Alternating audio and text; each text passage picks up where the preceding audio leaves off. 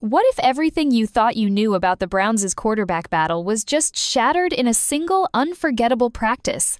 Imagine witnessing a moment so decisive, so electrifying, that it didn't just change the depth chart, it sent shockwaves through the entire franchise. Today, the impossible happened. One quarterback delivered perfection, while the other crumbled under the weight of expectation. Teammates stopped watching. Coaches couldn't hide their reactions. And by the end, the entire organization was forced to confront a new reality. This wasn't just a practice. It was a turning point, one that could define the future of the Cleveland Browns. But how did it all unfold? And what happens next, now that the truth can't be ignored? From the very first snap, something felt different. The air was thick with anticipation, but nobody expected what was about to unfold. Sanders, the rookie quarterback many had dismissed as a long shot, stepped onto the field with a calm that bordered on eerie. His first pass zipped through the defense, landing perfectly in stride with his receiver. A few polite claps echoed from the sidelines, nothing out of the ordinary. But then, it happened again. And again. Each throw seemed to build on the last, growing in confidence and precision.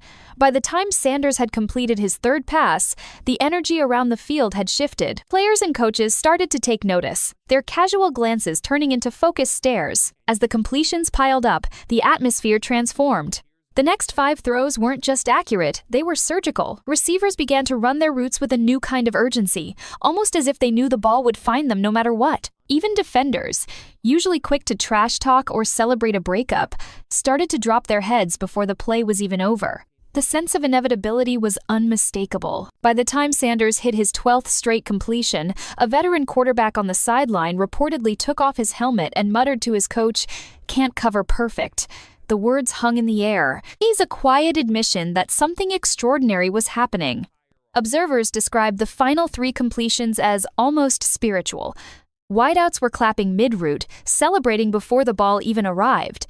The defense, usually so confident, looked defeated before the snap. It wasn't just about the numbers, though. 15 for 15 is a stat line that speaks for itself.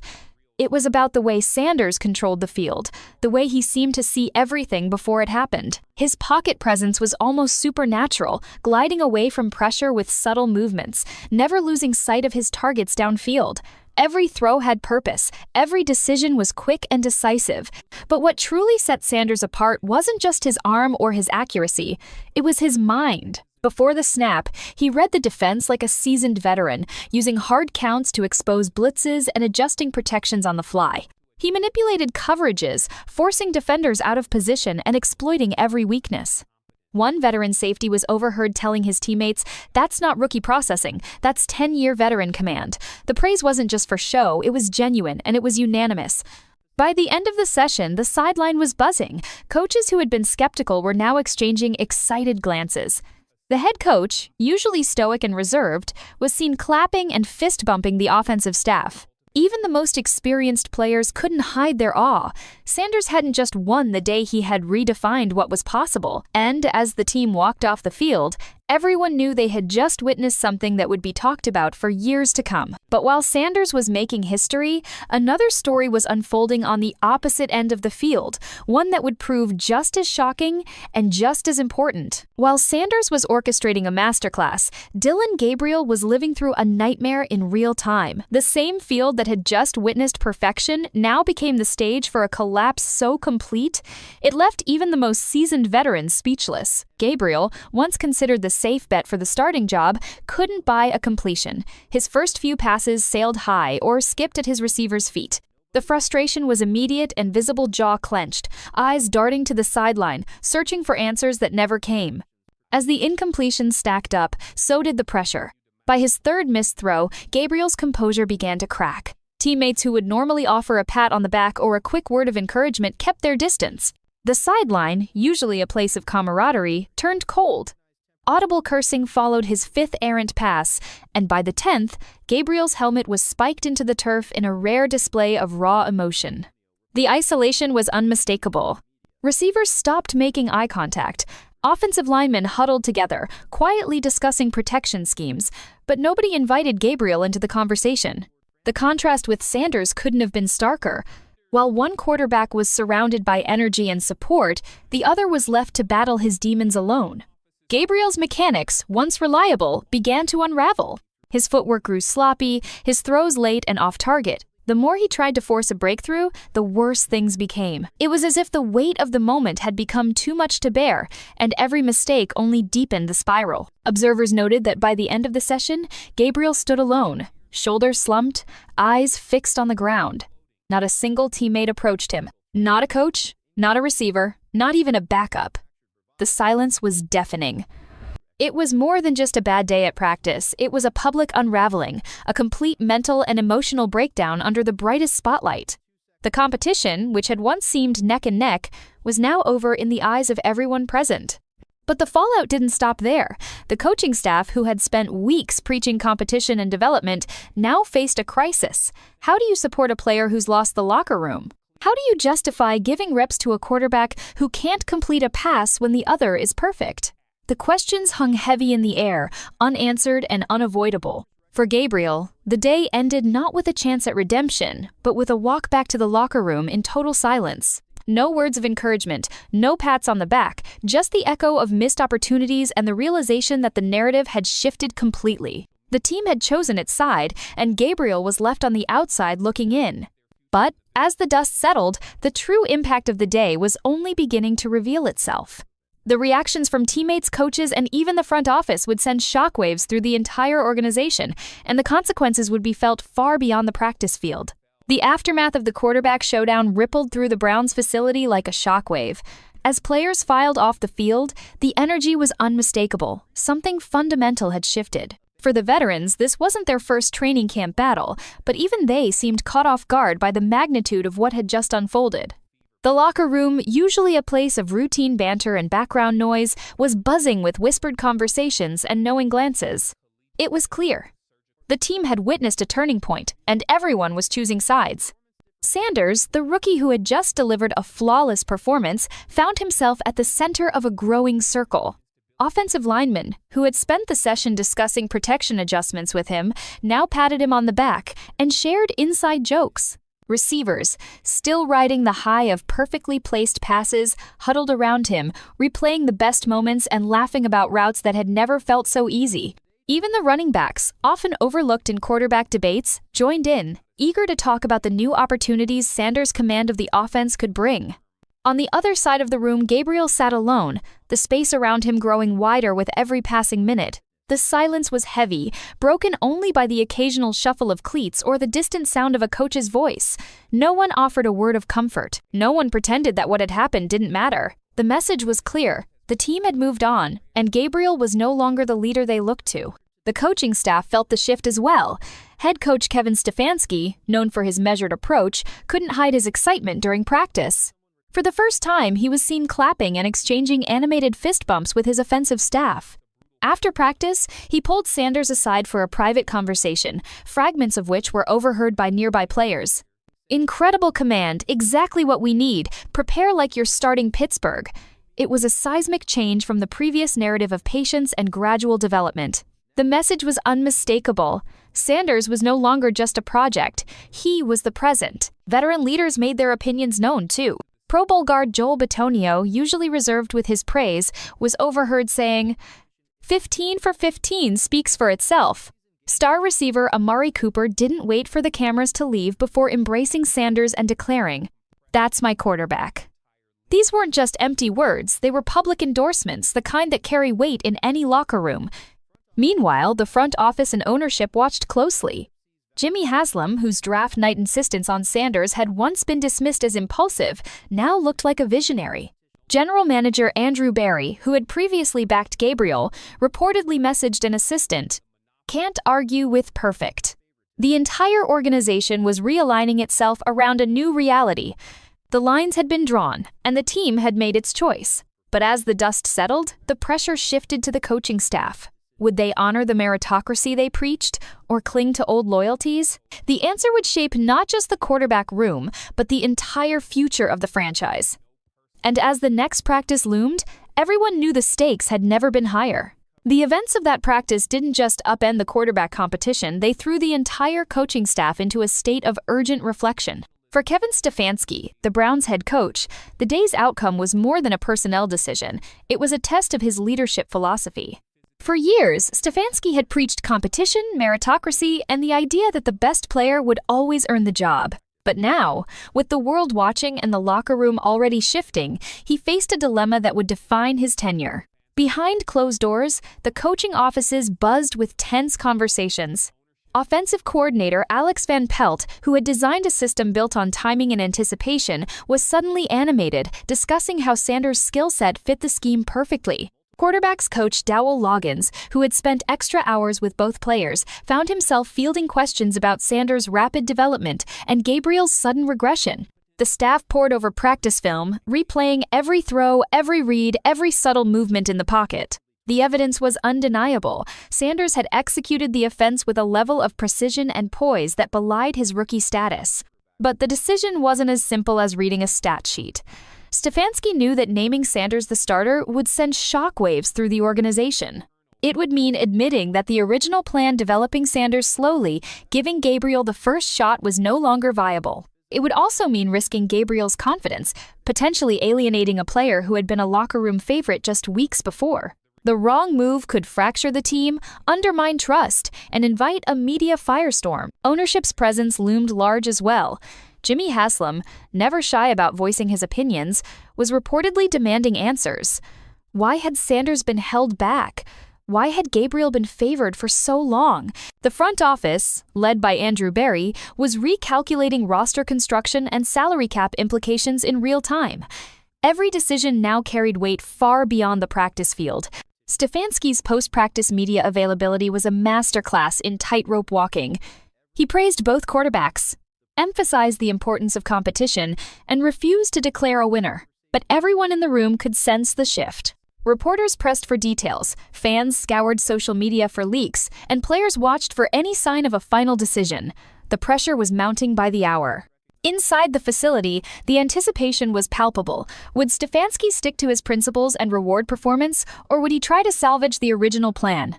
The answer would not only determine who started under center, but also set the tone for the entire organization. In that moment, the Browns' future hung in the balance, and every eye was on the head coach to see if he would rise to the occasion or retreat from the challenge. The ripple effects of Sanders' breakout and Gabriel's collapse didn't stop at the locker room door. They surged upward, shaking the very foundation of the Browns organization. For ownership and the front office, the day's events forced a reckoning with every assumption, every investment, and every plan for the future. Jimmy Haslam, the team's owner, had always been vocal about his desire for a franchise quarterback. On draft night, his insistence on selecting Sanders in the 5th round had been met with skepticism, even ridicule. Now, that decision looked less like a gamble and more like a stroke of genius. Haslam's confidence in Sanders was suddenly validated, and he wasted no time making his presence felt. Sources say he demanded immediate meetings with the coaching staff, pressing for explanations about why Sanders hadn't been given a bigger opportunity sooner. General manager Andrew Berry, who had previously backed Gabriel as the safer, more experienced option, found himself in a difficult position. The front office had invested significant resources in both quarterbacks, but the gap in performance was now impossible to ignore. Berry reportedly messaged his assistant after practice, "Can't argue with perfect." The sentiment echoed throughout the executive suite. The Browns' brain trust was now forced to reconsider everything from roster construction to salary cap allocation. Trade rumors began swirling almost immediately. With Gabriel's stock plummeting and Sanders' value skyrocketing, the front office faced tough decisions. Should they shop Gabriel to a quarterback-needy team, or keep him as insurance in case Sanders faltered? Every option carried risk, and every move would be scrutinized by fans and media alike. The financial implications were just as significant. Sanders' rookie contract, a bargain for a potential franchise quarterback, suddenly looked like one of the best values in the league. Gabriel's 3rd-round deal, on the other hand, was quickly becoming a sunk cost. The front office began running scenarios, projecting how a change at quarterback would impact the team's salary cap for years to come. But beyond the numbers, the day's events forced the organization to confront its own identity. For years, the Browns had been defined by instability at the quarterback position, cycling through starters in a seemingly endless search for the guy. Now, for the first time in decades, there was hope for stability, excellence, and a clear direction. The question was whether the organization had the courage to embrace it. As the sun set on a day that would be remembered for years, the Browns' leadership faced a choice: cling to the past or seize the future. The answer would shape not just the quarterback room, but the entire trajectory of the franchise. And as the next practice approached, the stakes had never been higher. Inside the Browns facility, the quarterback competition had become more than just a battle for a starting job. It was a referendum on leadership, trust, and the very soul of the team. Sanders' perfect performance didn't just win over coaches and executives, it transformed the locker room in ways that were impossible to ignore. From the moment practice ended, Sanders' presence seemed to grow. He commanded the offensive huddle with a confidence that was both authentic and contagious. His instructions were clear and direct. Run your route exactly as designed. Ball will be there. Give me 2 seconds. I'll find you. Teammates responded immediately. Routes were run with more precision, blocks were held longer, and the energy on the field was unmistakable. It was as if the entire offense had been given a jolt of electricity. But it wasn't just about execution. Sanders' leadership style resonated with players at every position. Receivers, running backs, and linemen all gravitated toward him, eager to be part of something special. Even defensive players, who had spent the day trying and failing to stop him, acknowledged his impact. One veteran was overheard saying, "That kid's different. You can feel it." Meanwhile, Gabriel's struggles had the opposite effect. His confidence, once a source of stability, evaporated in the face of mounting pressure. Sources described him as withdrawn, avoiding huddle engagement and sideline interaction. The leadership void was palpable. Players instinctively chose sides, aligning themselves with the quarterback who gave them the best chance to win. The coaching staff took notice. Film sessions revealed the stark contrast between Sanders' technical mastery and Gabriel's mechanical breakdowns. Sanders' footwork, pocket presence, and decision-making were textbook examples of quarterback play. Gabriel, on the other hand, looked lost, his timing off, his reads late, his throws erratic. The shift in locker room dynamics was impossible to ignore. Veterans like Joel Bitonio and Amari Cooper made their support for Sanders public, while younger players followed their lead. The message was clear. The team had found its leader, and they were ready to rally behind him. But with leadership came new challenges. Sanders now faced the pressure of living up to the hype, while Gabriel was left searching for a way back. The locker room had chosen its direction, but the journey was just beginning. The next practice, the next game, the next decision, each would test the team's resolve and the new leader's ability to deliver when it mattered most. The events of that fateful practice didn't just change the quarterback depth chart, they altered the entire trajectory of the Cleveland Browns. Suddenly, the team found itself at the center of a national conversation, with analysts, fans, and insiders all weighing in on what would happen next. Social media exploded with clips of Sanders' perfect throws, while cryptic tweets from players fueled speculation. Local media abandoned any pretense of objectivity, openly advocating for Sanders to start. National pundits, many of whom hadn't even attended practice, began debating the Browns' future on every platform imaginable. The narrative had shifted overnight. Sanders was no longer a controversial draft pick. He was the face of the franchise's future. Inside the building, the pressure only intensified. Preseason game plans were rewritten to give Sanders more first-team reps. Media obligations multiplied, with both quarterbacks facing tough questions about their performances. The coaching staff was forced to walk a tightrope, balancing the need to support Gabriel while acknowledging Sanders' undeniable rise. The implications stretched far beyond the field. Locker room dynamics shifted permanently, with veterans aligning themselves with the new leader and young players following suit. The front office recalculated roster construction, salary cap allocations, and even trade possibilities. Ownership, once criticized for meddling, now looked prescient. But perhaps the most important question was philosophical. Would the Browns honor their commitment to competition and meritocracy, or would they cling to old loyalties and risk losing the locker room? The answer would define not just the quarterback position, but the entire culture of the organization.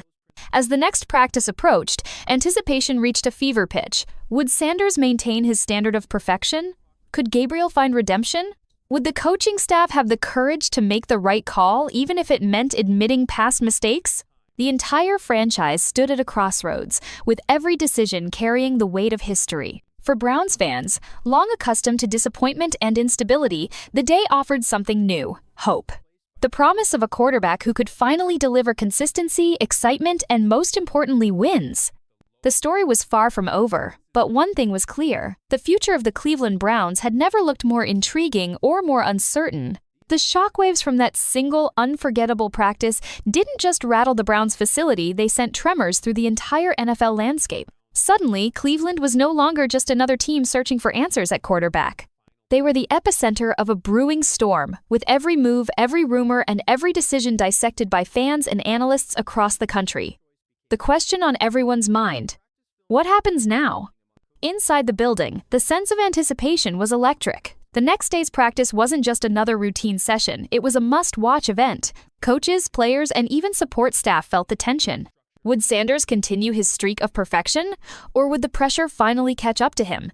Could Gabriel find a way to bounce back? Or had the gap grown too wide to bridge? Every rep, every throw, every interaction was under the microscope. The coaching staff faced a new level of scrutiny. Stefanski, who had always preached competition and performance, now had to prove he meant it. The locker room was watching closely. Players respect a coach who rewards excellence, but they never forget when politics or past promises get in the way of what's best for the team. The wrong decision could fracture trust and send the season spiraling before it even began. Meanwhile, the front office was already planning for every scenario. If Sanders was truly the answer, the entire roster construction would need to shift. More first-team reps, new playbook wrinkles, and a different approach to preseason games were all on the table. Trade calls about Gabriel were reportedly being fielded, with other teams sensing an opportunity to buy low on a once-promising prospect. Every move was being weighed not just for its immediate impact, but for what it meant for the next several seasons. The media circus only added to the pressure.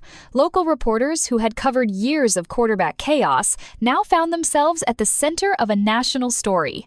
TV trucks lined the parking lot. Social media buzzed with speculation and leaked practice clips. National analysts debated whether Sanders' breakout was a fluke or the start of something special. For the first time in years, the Browns were relevant for all the right reasons, and the spotlight was only getting brighter. But perhaps the biggest change was in the hearts and minds of the fans. Decades of disappointment had left Cleveland's faithful, cautious, even cynical. Yet, after witnessing a practice that felt more like a revelation, hope was creeping back in. Sanders represented more than just a hot hand. He was a symbol of what could be, a chance to finally turn the page on years of instability and heartbreak. As the team prepared for its next steps, one thing was clear. The Browns were standing at a crossroads. The decisions made in the coming days would shape not just the quarterback room, but the entire direction of the franchise. Would they seize the moment and embrace a new era, or would old habits and fears hold them back?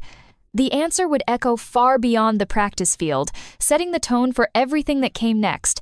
And as the city of Cleveland held its breath, the world watched, waiting to see if this time the Browns would finally get it right.